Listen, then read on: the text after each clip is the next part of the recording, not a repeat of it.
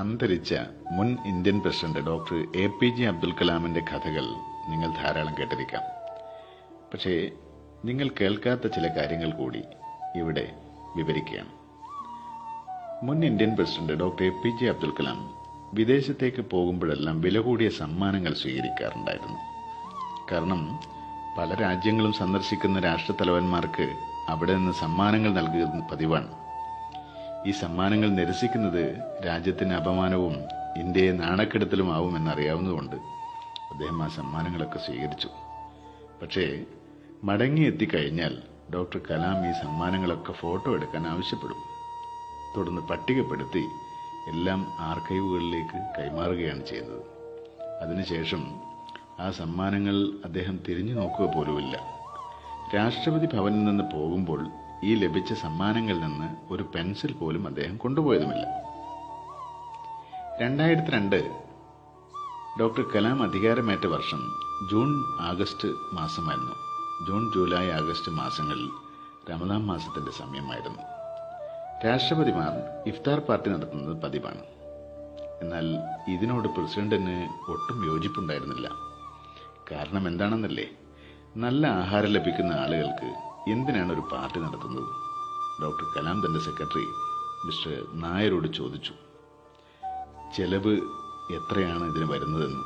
നായർ പറഞ്ഞു, 22 ലക്ഷം രൂപ. തിരഞ്ഞെടുത്ത ഏതാനും അനാഥാലയങ്ങൾക്ക് ഭക്ഷണം, വസ്ത്രങ്ങൾ, പുതപ്പുകൾ എന്നിവയുടെ രൂപത്തിൽ ഈ സംഭാവന തുക നൽകാൻ ഡോക്ടർ കലാം ആവശ്യപ്പെട്ടു. അനാഥാലയങ്ങളുടെ തിരഞ്ഞെടുപ്പ് രാഷ്ട്രപതി ഭവനിലെ ഒരു ടീമിന് വിട്ടുകൊടുക്കുകയും ചെയ്തു. അതിൽ ഡോക്ടർ കലാമിന് യാതൊരു പങ്കുമില്ല. തിരഞ്ഞെടുപ്പ് നടത്തിയ ശേഷം ഡോക്ടർ കലാം മിസ്റ്റർ നായരോട് തന്റെ മുറിക്കുള്ളിൽ വരാൻ ആവശ്യപ്പെട്ടു. അദ്ദേഹം തന്റെ സ്വകാര്യ സമ്പാദ്യത്തിൽ നിന്ന് 1 ലക്ഷം രൂപയുടെ ചെക്ക് എഴുതി നൽകുകയും ചെയ്തു. ഇത് തന്റെ സ്വകാര്യ സമ്പാദ്യത്തിൽ നിന്നുള്ള കുറച്ച് തുകയാണെന്നും ഇത് ആരെയും അറിയിക്കരുതെന്നും അദ്ദേഹം പറഞ്ഞു. ഇത് ആ അനാഥാലയങ്ങൾക്ക് സംഭാവന നൽകുമ്പോൾ എന്റെ വക ഒരു തുക കൂടി നിൽക്കട്ടെ. നായർ ഞെട്ടിപ്പോയി. അദ്ദേഹം പറഞ്ഞു, സാർ, ഇത് ഞാൻ പുറത്തു പോയി എല്ലാവരോടും പറയും. ആളുകൾ അറിഞ്ഞിരിക്കണം. ഇവിടെ ചെലവഴിച്ച തുക, ഈ സംഭാവന മുഴുവൻ അദ്ദേഹം നൽകുകയും അതോടൊപ്പം തന്റെ പോക്കറ്റിൽ നിന്ന് 1 ലക്ഷം രൂപ നൽകുകയും ചെയ്തിരിക്കുകയാണല്ലോ. ഇത് ഇന്നത്തെ കാലത്ത് എല്ലാവരും അറിയേണ്ടത് തന്നെയാണ് സാർ. ഡോക്ടർ കലാം ഒരു മുസ്ലിം ഭക്തനായ ആളായിട്ടും രാഷ്ട്രപതിയായിരുന്ന ഒറ്റ വർഷം പോലും ഇഫ്താർ പാർട്ടികൾ നടത്തിയിരുന്നില്ല. അത്തരത്തിലുള്ള ആളുകളെ ഡോക്ടർ കലാം ഇഷ്ടപ്പെട്ടതുമില്ല. ഒരിക്കൽ ചീഫ് ജസ്റ്റിസ് വന്ന് ഡോക്ടർ കലാം തന്റെ അഭിപ്രായ പ്രകടനങ്ങൾ നായരോട് ചോദിച്ചു. നിങ്ങൾ അംഗീകരിക്കുന്നുണ്ടോ നായരെ? ഇല്ല സർ, ഞാൻ നിങ്ങളോട് യോജിക്കുന്നില്ല. ചീഫ് ജസ്റ്റിസ് ഞെട്ടിപ്പോയി. അദ്ദേഹത്തിന്റെ ചെവിക്ക് വിശ്വസിക്കാൻ കഴിഞ്ഞില്ല. കാരണം എന്താണെന്നോ? ഒരു സിവിൽ സർവീസിന് രാഷ്ട്രപതിയോട് വിയോജിക്കുന്നത് അസാധ്യമായിരുന്നു, അതും പരസ്യമായി. എന്തുകൊണ്ടാണ് അദ്ദേഹം വിയോജിക്കുന്നതെന്ന് രാഷ്ട്രപതി തന്നെ അന്വേഷിച്ചു. അപ്പോൾ അദ്ദേഹം പറഞ്ഞു, ഞാൻ പറയുന്ന കാര്യങ്ങൾ യുക്തിസഹമാണെങ്കിൽ 99% അദ്ദേഹം മനസ്സ് മാറ്റുകയും ആ അഭിപ്രായങ്ങൾ സ്വീകരിക്കുകയും ചെയ്യുമെന്ന് നായർ പറഞ്ഞു. ഡോക്ടർ കലാം തന്റെ 50 ബന്ധുക്കളെ ദില്ലിയിലേക്ക് ക്ഷണിച്ചു. അവരെല്ലാം കൂടി രാഷ്ട്രപതി ഭവനിൽ താമസിച്ചു. നഗരം ചുറ്റാൻ അവർക്ക് വേണ്ടി ഒരു ബസ് സംഘടിപ്പിക്കുകയും ചെയ്തു. ഒഫീഷ്യൽ ഔദ്യോഗിക കാർ ഒന്നും അദ്ദേഹം ഉപയോഗിച്ചില്ല ഈ 2 ദിവസങ്ങളിൽ. ഡോക്ടർ കലാമിന്റെ നിർദ്ദേശപ്രകാരം അവരുടെ താമസവും ഭക്ഷണവും എല്ലാം കണക്ക് കൂട്ടി തിട്ടപ്പെടുത്തി. അദ്ദേഹം നൽകിയ 2 ലക്ഷം രൂപയാണ് ബിൽ. ഈ രാജ്യത്തിന്റെ ചരിത്രത്തിൽ ആരും അത് ചെയ്തിട്ടുണ്ടാവില്ല. ഇപ്പോൾ ക്ലൈമാക്സിനായി കാത്തിരിക്കുക നിങ്ങൾ. ഡോക്ടർ കലാമിന്റെ ജ്യേഷ്ഠൻ ഒരാഴ്ച മുഴുവൻ അദ്ദേഹത്തോടൊപ്പം അദ്ദേഹത്തിന്റെ മുറിയിൽ താമസിച്ചു. ഡോക്ടർ കലാം തന്റെ സഹോദരൻ തന്നോടൊപ്പം താമസിക്കണമെന്ന് ആഗ്രഹിച്ചതായി അദ്ദേഹത്തെ അറിയിക്കുകയായിരുന്നു. അങ്ങനെ അവർ പോയപ്പോൾ ഡോക്ടർ കലാം ആ മുറിയുടെ വാടകയും നൽകാൻ ആഗ്രഹിച്ചു. ഒരു രാജ്യത്തിന്റെ പ്രസിഡന്റ് താൻ താമസിക്കുന്ന മുറിക്ക് വാടക നൽകുന്നത് സങ്കല്പിക്കുക പോലും നമുക്ക് കഴിയില്ല. സത്യസന്ധത കൈകാര്യം ചെയ്യാൻ വളരെയധികം ലഭിക്കുന്നുവെന്ന് കരുതിയ ഉദ്യോഗസ്ഥർ ഇത് അംഗീകരിക്കാത്തൊരു വഴിയും കൂടിയായിരുന്നു. കലാം സാർ തന്റെ ഭരണാവസാനം രാഷ്ട്രപതി ഭവനിൽ നിന്ന് പുറത്തു പോകുമ്പോൾ ഓരോ സ്റ്റാഫ് അംഗങ്ങളും പോയി അദ്ദേഹത്തെ സന്ദർശിച്ച് ഭാവുകങ്ങൾ നേരുകയാണ്. അങ്ങനെ ഭാര്യ കാലൊടിഞ്ഞതിനാൽ കിടക്കയിൽ ഒതുങ്ങിയതിനാൽ നായർ തനിയെ പോയി. എന്തുകൊണ്ടാണ് ഭാര്യ വരാത്തതെന്ന് ഡോക്ടർ കലാം അന്വേഷിച്ചു. ഒരു അപകടത്തെ തുടർന്ന് അവൾ കിടപ്പിലാണ് സർ, അദ്ദേഹം മറുപടി നൽകി.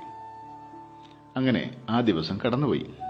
അടുത്ത ദിവസം മിസ്റ്റർ നായർ തന്റെ വീട്ടിന് ചുറ്റും ധാരാളം പോലീസുകാരെ കണ്ടു. എന്താണ് സംഭവിച്ചതെന്നറിയാതെ അദ്ദേഹം ചുറ്റും നോക്കുകയായിരുന്നു. അദ്ദേഹത്തെ സന്ദർശിക്കാൻ ഇന്ത്യൻ രാഷ്ട്രപതി വരുന്നുണ്ടെന്ന് അവർ അറിഞ്ഞു. അയാൾ വന്ന് ഭാര്യയെ കണ്ട് കുറച്ചുനേരം സംസാരിച്ചു. ഒരു രാജ്യത്തിന്റെ പ്രസിഡന്റും ഒരു സിവിൽ സർവീസിന്റെ വീട് സന്ദർശിക്കില്ലെന്നും അതും അത്തരമൊരു ലളിതമായ കാരണം പറഞ്ഞ് അവർ അത്ഭുതപ്പെട്ടുപോയി. അദ്ദേഹത്തിന്റെ ഈ ഒരു ചെയ്തി അവർക്ക് വിശ്വസിക്കാൻ കഴിഞ്ഞില്ല. നിങ്ങളിൽ പലരും ടെലികാസ്റ്റ് കണ്ടിട്ടില്ലാത്തതിനാൽ വിശദാംശങ്ങൾ നൽകണമെന്ന് ഞാൻ വിചാരിച്ചു. അതിനാൽ ഇത് ഉപയോഗപ്രദമാകും. APJ അബ്ദുൽ കലാമിന്റെ ഇളയ സഹോദരൻ കുട നന്നാക്കുന്ന കട നടത്തുകയായിരുന്നു. കലാമിന്റെ ശവസംസ്കാരമേളയിൽ ശ്രീ നായർ അദ്ദേഹത്തെ കണ്ടപ്പോൾ ശ്രീ GBTRP എന്ന് വിളിക്കപ്പെടാത്തതിനാൽ, മുഖ്യധാരാ മാധ്യമങ്ങൾ ഇത് കാണിക്കാത്തതിനാൽ അത്തരം വിവരങ്ങൾ സോഷ്യൽ മീഡിയകളിൽ വ്യാപകമായി പങ്കിടണം.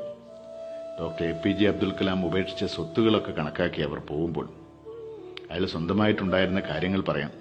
6 പാന്റുകൾ, അതിൽ 2 എണ്ണം DRDO യൂണിഫോമുകളായിരുന്നു. പിന്നെ 4 ഷർട്ടുകൾ, 2 DRDO യൂണിഫോമുകളായിരുന്നു. 3 സ്യൂട്ടുകൾ, 1 western, 2 Indian. പിന്നെ 2500 പുസ്തകങ്ങൾ. 2500 പുസ്തകങ്ങൾക്ക് പുറമെ അദ്ദേഹത്തിന്റെ കൈവശമുണ്ടായിരുന്നത് ഫ്ലാറ്റ് 1, അത് അദ്ദേഹം സംഭാവന ചെയ്ത്. പിന്നെ അദ്ദേഹത്തിന് സ്വന്തമായി ഉണ്ടായിരുന്നത് ഒരു പത്മശ്രീ, ഒരു പത്മഭൂഷൺ, ഒരു ഭാരതരത്ന, 16 ഡോക്ടറേറ്റുകൾ, ഒരു വെബ്സൈറ്റ്, ഒരു ട്വിറ്റർ അക്കൗണ്ട്, ഒരു ഇമെയിൽ ID. ഇതായിരുന്നു അദ്ദേഹത്തിന് സ്വന്തമായി ഉണ്ടായിരുന്നത്. അദ്ദേഹത്തിന് TV, AC, കാർ, ആഭരണങ്ങൾ, ഷെയറുകൾ, ഭൂമി അല്ലെങ്കിൽ ബാങ്ക് ബാലൻസ് ഇവയൊന്നുമില്ലായിരുന്നു. തന്റെ ഗ്രാമത്തിന്റെ വികസനത്തിനു വേണ്ടി കഴിഞ്ഞ 8 വർഷത്തെ പെൻഷൻ പോലും അദ്ദേഹം സംഭാവന ചെയ്തുകൊണ്ടേയിരുന്നു എന്നൊക്കെ പിന്നീടാണ് അറിയുന്നത്. അദ്ദേഹം ഒരു യഥാർത്ഥ ദേശസ്നേഹിയും യഥാർത്ഥ ഇന്ത്യക്കാരനുമായിരുന്നു. ഇന്ത്യ എന്നേക്കും നിങ്ങളോട് നന്ദിയുള്ളവരായിരിക്കും സാർ.